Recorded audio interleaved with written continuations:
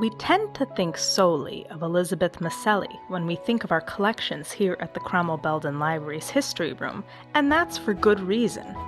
But before Mrs. Maselli's time, multiple other Cromwell citizens donated items to the library that have now ended up in our history room. It's hard to know much about the personalities of these individuals, since many lived over a century ago. But I believe you can learn a lot about people by looking at their books. So let's look at 3 men who have donated multiple books now in the Eels alcove and see what we can deduce. Robert Sage Griswold, treasurer of the Cromwell Dime Savings Bank, donated many of the genealogy books now in the alcove, all bearing his distinctive bookplate.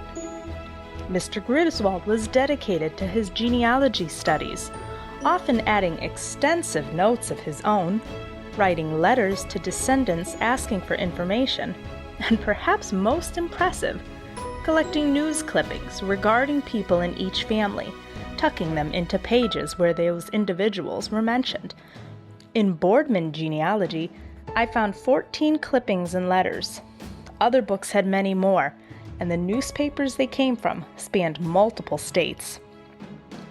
Dr. Frank Kirkwood Halleck of Cromwell Hall also donated many books in his collection to us. Interestingly, he collected books by Cromwell authors.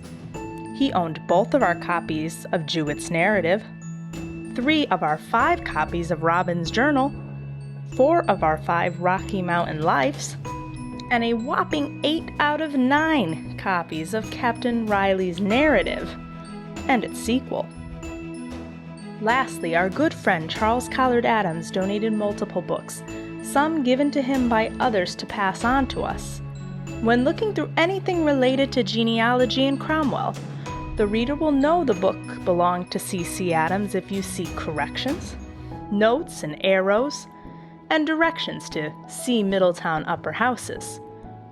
Most books have no clues to show us how they came here, but luckily, we have these few glimpses into the lives of some of our donors.